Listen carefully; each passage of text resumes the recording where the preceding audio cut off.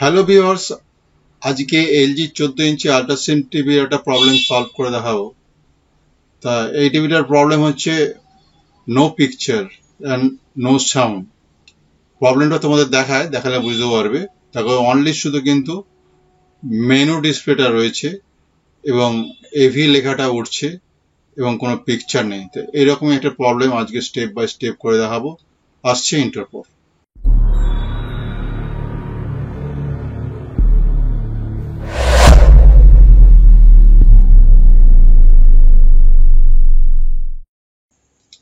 তো viewers, inter পর ফিরে এলাম। তা প্রথমে আমরা দেখে নেব যে প্রবলেমটা কি আছে। তোমরা স্ক্রিনে দেখতে পাচ্ছ যে মেনু ডিসপ্লে রয়েছে এবং এভিও রয়েছে। আর আমি যদি চ্যানেল প্রেস করি তাহলে চ্যানেল নাম্বার চলে আসছে, তোমরা দেখতে পাচ্ছ, অর্থাৎ এখানে কোনো স্নো নেই। তা এইরকম একটা প্রবলেম। তা এইরকম প্রবলেম যদি হয় যে স্নো নেই, চ্যানেল নাম্বার পাওয়া যাচ্ছে বা মেনু ডিসপ্লে আছে, সেক্ষেত্রে কিন্তু এভিএল এর প্রবলেম হয়। তা সেটাই আজকে তোমাদেরকে স্টেপ বাই স্টেপ করে দেখাবো। তা প্রথমে তোমরা এভিএল ভোল্টেজটা সাপ্লাই আছে কিনা আমরা চেক করব। তো এভিএল সাপ্লাই চেক করতে গেলে প্রথমে হচ্ছে কি, এখানে যে ইএসটিটা দেখতে পাচ্ছ এর সামনে একটা প্লাস বি থেকে 91 কিলো ওহমস একটা রেজিস্টার থাকে, যেটা অ্যাকচুয়ালি কিন্তু এটা এভিএল পিনকে সাপ্লাই দেওয়া হয়। তা এখানে দেখতে পাচ্ছি যে 7 ভোল্ট পাচ্ছি আমি এভিএল ভোল্টেজ, তার মানে এভিএল ভোল্টেজটা ঠিক আছে। এরপর আমরা আরেকটু এগিয়ে যাব। তোমরা দেখতে পাচ্ছ এখানে একটা রেজিস্টার রয়েছে 1 কিলো ওহমস রেজিস্টার দিয়ে তোমরা অ্যাকচুয়ালি এভিএল পিন, ইএসটিজি এভিএল পিন এখানে আসছে। তো এখানে কিন্তু আমরা ইনপুটে ভোল্টেজ দেখেছি 1 কিলো ওহমস এবং আউটপুটে আমরা ভোল্টেজ দেখছি 7 ভোল্টেজ রয়েছে এবং এখান থেকে ইএসটির এভিএল পিনে ভোল্টেজটা যাচ্ছে, এখানে কিন্তু 7 ভোল্ট রয়েছে। এবার আমরা আরেকটু এগিয়ে যাব। আরেকটু এগিয়ে যাওয়া মানে এখান থেকে আরেকটু এগিয়ে গেলে এখানে দুটো রেজিস্টার আমরা পাবো। সেই রেজিস্টারের একটা সাপ্লাই আর একটা হচ্ছে গ্রাউন্ড পিন রয়েছে। এখানে তোমরা দুটো রেজিস্টার দেখতে পাচ্ছ। তা দুটো রেজিস্টারের মধ্যে একটা হচ্ছে সাপ্লাই রয়েছে আর একটা হচ্ছে গ্রাউন্ড রয়েছে। তা সাপ্লাইটা হচ্ছে 1.2 কিলো ওহমস আর গ্রাউন্ডটা হচ্ছে 5.6 কিলো ওহমস। তা এর ইনপুট এবং আউটপুট ভোল্টেজটা আমরা চেক করে নেব এবং এই রেজিস্টারের আউটপুট থেকে এখানে একটা জেনার ডায়োড রয়েছে, সেই জেনার ডায়োডের ক্যাথোডটা হচ্ছে রেজিস্টারের সঙ্গে যুক্ত আছে আর অ্যানোডটা হচ্ছে মেন আইসিতে চলে গেছে। তা এই জায়গাটা আমরা একটু ভালোভাবে দেখবো আর কি। তা ভোল্টেজটা মাপলেই তোমরা বুঝতে পারবে। তা এটা হচ্ছে সেই জেনার ডায়োড। তা জেনার ডায়োডের আগে যে রেজিস্টারটা রয়েছে সেই রেজিস্টার পয়েন্টে আমি ভোল্টেজ মাপছি। তা এখানে কিন্তু একটা ভোল্টেজ আমরা পাচ্ছি, সেখানে হচ্ছে 6 ভোল্ট রয়েছে। 6 ভোল্ট আমরা পাচ্ছি কোথায় না এই ক্যাথোডে, ডায়োডের ক্যাথোডে। এবং আমরা ডায়োডের অ্যানোডে যদি যাই, ডায়োডের অ্যানোডে যাওয়ার পর আমরা ভোল্টেজটা পাচ্ছি কিনা দেখছি। এখানে কোনো ডায়োডের অ্যানোডে কোনো ভোল্টেজ পাচ্ছি না এবং এই অ্যানোডটা মেন আইসির যে এভিএল পিন আছে 48 নাম্বার পিন, সেই 48 নাম্বার পিনের সঙ্গে যুক্ত হয়েছে। তা আমরা এখানে 2.5 থেকে 3.5 ভোল্টেজ আমরা এই ডায়োডে অ্যানোডে পাবো। তো এখানে কোনো ভোল্টেজ পাচ্ছি না। তা আমরা সেই জন্য আমরা ডায়োডের অ্যানোড থেকে আমরা চলে এলাম মেন আইসিতে। মেন আইসির এখানে 48 নাম্বার পিনেও কিন্তু কোনো ভোল্টেজ পাচ্ছি না। এটা হচ্ছে 48 নাম্বার পিন, এখানে একটা কন্ডেন্সার গ্রাউন্ড রয়েছে। তো এখানে কোনো ভোল্টেজ পাচ্ছি না, মিসিং। তা মিসিং হতে পারে একমাত্র আইসিটা যদি শর্ট হয় আর এখানে একটা কন্ডেন্সার আছে, কন্ডেন্সারটা যদি শর্ট হয়। তা আমরা দুটোকেই ওপেন করে দেবো। কন্ডেন্সারটাকে ওপেন করব এবং তার সঙ্গে মেন আইসির যে এভিএল পিন 48 নাম্বার পিন এটাকেও আমরা ওপেন করে দেব। সেই জন্য আমরা হচ্ছে কি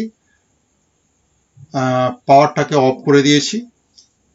পাওয়ারটা অফ করে দেওয়ার পর আমরা শিল্ডিং ওয়্যার দিয়ে দুটো পয়েন্ট আমরা ওপেন করে নিচ্ছি। আগে হচ্ছে এখানে যে 10 mm একটা কন্ডেন্সার থাকে সেইটাকে ওপেন করে নিলাম একটা পয়েন্ট, এবং সাথে সাথে এখানে আর একটা 48 নাম্বার পিনটাকেও ওপেন করে নিচ্ছি। এরপর আমি ভোল্টেজ চেক করছি, তাতেও কিন্তু কোনো ভোল্টেজ পাওয়া যাচ্ছে না।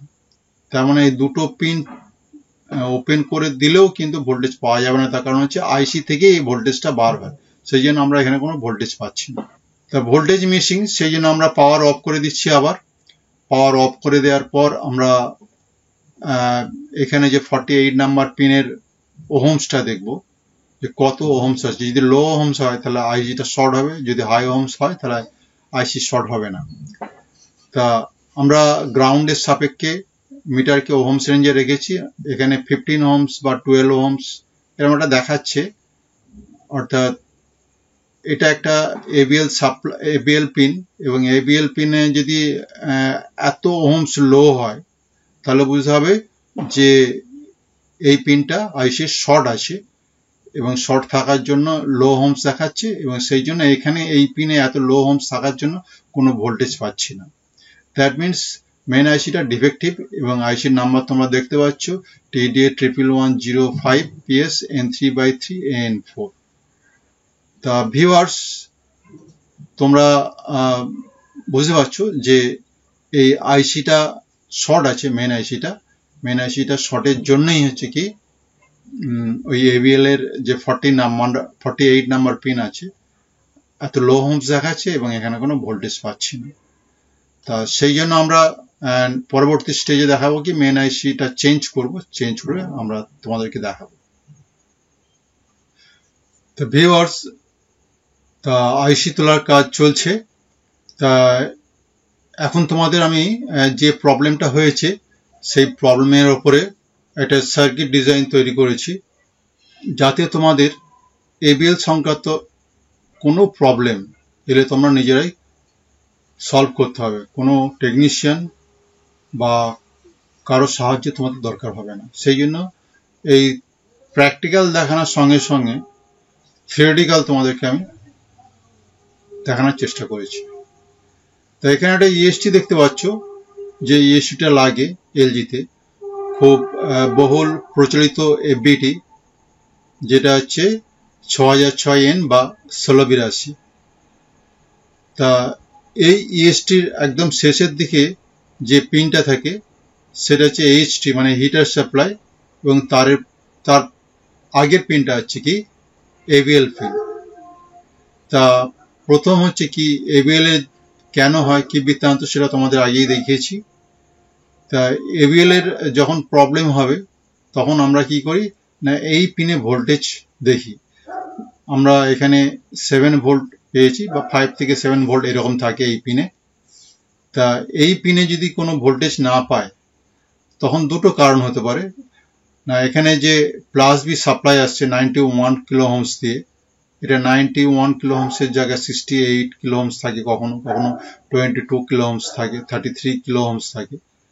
তো আমার এখানে 91 কিলো ওহমস পেয়েছি, এবং এই রেজিস্টার যদি ওপেন থাকে বা রেজিস্টিভিটি হাই থাকে তাহলে আমরা কিন্তু এই পিনে কোনো ভোল্টেজ পাবো না। সেক্ষেত্রে এই রেজিস্টার চেঞ্জ করা লাগবে, এবং এই রেজিস্টারটা কিন্তু খুবই খারাপ হয়।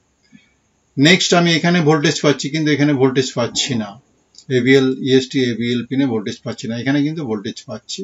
তার মানে এই রেজিস্টারটা যে 1 কিলো ওহমস দিয়ে যে এই পিনে সাপ্লাই দিচ্ছে, এই রেজিস্টারটা খারাপ থাকে। এই 1 কিলো ওহমস প্রচুর খারাপ হয়, তোমরা নিশ্চয়ই অনেকে পেয়েছো এরকম। এরপর আমরা আরেকটু এগিয়ে গেলাম, তাও দেখছি এবিএল সমস্যা। না, এই রেজিস্টারে ইনপুটে ভোল্টেজ আছে কিন্তু আউটপুটে ভোল্টেজ নেই। এটা 1.2 কিলো ওহমস তোমরা দেখতে পাচ্ছ, অনেক সময় এটা 5.6 কিলো ওহমস থাকে। তো এই রেজিস্টারটা খুব খারাপ হয়, এবং এই রেজিস্টার যদি খারাপ হয় তাহলে কিন্তু এবিএল এর প্রবলেম হয়। এবার আমরা এগিয়ে গেলাম, এগিয়ে গিয়ে আমরা দেখছি এখানে একটা জেনার ডায়োড রয়েছে, এবার জেনার ডায়োডে আমরা ক্যাথোডে ভোল্টেজ পেয়েছি 6 ভোল্টেজের মতো, কিন্তু অ্যানোডে কোনো ভোল্টেজ পাইনি। অ্যানোডে কেন ভোল্টেজ পাইনি? না, অ্যানোডটা সরাসরি চলে গেছে এই মেন আইসির 48 নাম্বার পিন সাপ্লাই। এই 48 নাম্বার পিনে একটা ভোল্টেজ থাকে 2.5 থেকে 3.5 ভোল্টেজ, এবং এই ভোল্টেজটা এখান দিয়ে সরাসরি এর অ্যানোডে পাওয়া যায়। অনেক সময় কি হচ্ছে, এই ডায়োড যদি শর্ট হয় সেক্ষেত্রে কিন্তু আইসিও শর্ট হয়ে যায়, বা ডায়োড শর্ট আইসি খারাপ, অনেক ক্ষেত্রে এরকম পাওয়া গেছে। তা এই ডায়োডটা আমরা জেনার ডায়োডটা তো অরিজিনালি ভ্যালু পাইনি। এখানে তোমরা যদি এরকম খারাপ পাও বা শর্ট পায় বা শর্ট হতে পারে বা ওপেন হতে পারে, সেক্ষেত্রে এখানে IN4148 লাগালে কিন্তু সমস্যা মিটে যাবে। আর এখানে যেটা হয়েছে, এই যে 48 নাম্বার পিনটাকে ওপেন করে দিয়েছি, ওপেন করে কিন্তু এখানে ভোল্টেজ মাপছি 48 নাম্বার পিনে ওপেন অবস্থায়, কিন্তু কোনো ভোল্টেজ পাইনি। এবার যখন ওহমস মাপছি এই পিনে, সেটাকে বন্ধ করে, তখন কিন্তু এখানে 12 ওহমস বা 15 ওহমস পাচ্ছি। তার মানে বুঝে গেলাম যে আইসিটা খারাপ আছে। তা আইসি খারাপ থাকলে কিন্তু আমরা চট করে কিন্তু আইসি চেঞ্জ করব না। তার কারণ হচ্ছে আইসি খারাপ থাকলে যদি আমরা চেঞ্জ করে ফেলি, চেঞ্জ দিয়ে সুইচ দিলে কিন্তু আবার খারাপ হয়ে যেতে পারে। এই আইসি খারাপ হওয়ার পিছনে অনেক কারণ আছে। অনেক সময় এই জেনার ডায়োডটা শর্ট হয়, জেনার ডায়োড আগে চেঞ্জ করতে হবে। জেনার ডায়োড যদি শর্ট হয় তাহলে কিন্তু ইএসটি চেঞ্জ করতে হবে। ইএসটি চেঞ্জ, জেনার ডায়োড চেঞ্জ এবং আইসি চেঞ্জ, তিনটাকেই চেঞ্জ করতে হবে, তবে কিন্তু সমস্যাটা যাবে। আমি জেনার ডায়োড দেখলাম না বা ইএসটির পাল্টালাম না, সেক্ষেত্রে আমি যদি আইসিটাকে শুধুমাত্র চেঞ্জ করে দিই, সেক্ষেত্রে আইসিটা আবার সঙ্গে সঙ্গে শর্ট হয়ে যাবে।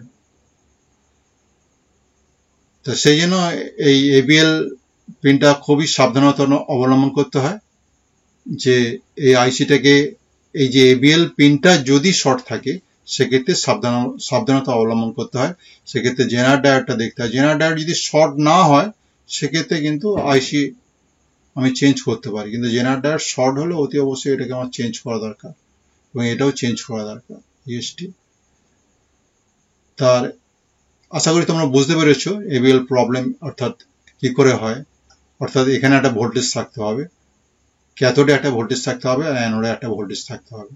এই তিনটে ভোল্টেজ যদি কোনো একটা সমস্যা হয় তাহলে কিন্তু এবিএল প্রবলেম হবে। সেক্ষেত্রে এই রেজিস্টার খারাপ হতে পারে, 1K রেজিস্টার খারাপ হতে পারে, এখানে 1.2 কিলো ওহমস রেজিস্ট্যান্স খারাপ হতে পারে, জেনার ডায়োড খারাপ হতে পারে, আইসি খারাপ হতে পারে।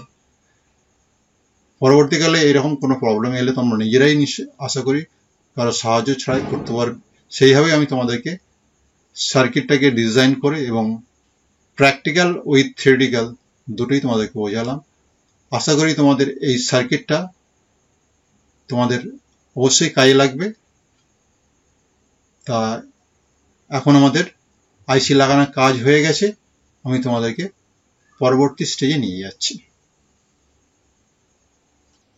তো ভিউয়ার্স, তা এরপর আমরা দেখাবো ভোল্টেজটা মেজার করে। তো তোমরা দেখতে পাচ্ছ যে আমি আইসিটাকে রিপ্লেস করেছি, এবং রিপ্লেস করার পর আমি এবিএল পিনে ভোল্টেজটা কত হচ্ছে সেটা তোমাদেরকে মেজার করে দেখাবো। তা মিটারকে ডিসি রেঞ্জে রেখেছি এবং জায়গাটাকেও ইন্ডিকেট করে দেখিয়ে দিয়েছি। তোমরা দেখতে পাচ্ছ এখানে এই যে পিনটা, এটা হচ্ছে 48 নাম্বার পিন, এবং এখানে কিন্তু ভোল্টেজটা 1.9 সামথিং দেখাচ্ছে, 1.973 ভোল্টেজ দেখাচ্ছে। তা এই ভোল্টেজটা আমি বলেছিলাম যে 2.5 থেকে 3.5 থাকে। তা এক একটা সেটে এক এক রকম, এটা নিয়ার অ্যাবাউট 2 বা 2 এর কাছাকাছি। তা ভোল্টেজটা ঠিকই আছে। এরপর আমি চলে যাব যে ডায়োডটা, যে অ্যানোড আর ক্যাথোড আছে।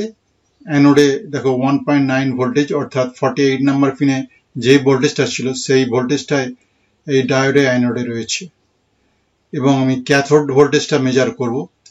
যে ক্যাথোড ভোল্টেজটা এখানে 4.5 4.8 এরকম একটা ভোল্টেজ এখানে থাকে। তা তোমাদেরকে মেজার করে দেখাচ্ছি। তো ভিউয়ার্স দেখো এখানে তোমরা 4.8 ভোল্টেজ বা 4.5 ভোল্টেজ এরকম একটা ভোল্টেজ আছে। এটা হচ্ছে এবিএল ভোল্টেজ। তা এখানে ভোল্টেজগুলো আমরা সব ঠিকঠাক পেলাম। আশা করি আজকের ভিডিওটা তোমরা বুঝতে পেরেছো। এবার আমি তোমাদেরকে স্ক্রিনে নিয়ে যাই। স্ক্রিনে নিয়ে গিয়ে দেখি যে পিকচারটা আসছে কিনা। তা ভিডিওটা একটু বড় হয়ে গেল, কিন্তু অনেকটা শিক্ষণীয় জিনিস ছিল, যেটা তোমাদের পরবর্তীকালে আর অসুবিধা হবে না। তা তোমাদের আমি নিয়ে এলাম স্ক্রিনে। তোমরা দেখতে পাচ্ছ যে এখানে ভোল্টেজ সব ঠিকঠাক ছিল এবং সেই জন্য পিকচারও ঠিকঠাক এসেছে। তা problem is solve, set is okay. ভিডিওটা ভালো লাগলে অবশ্যই সাবস্ক্রাইব করবে, লাইক শেয়ার কমেন্ট করতে ভুলবে না। Thanks for watching.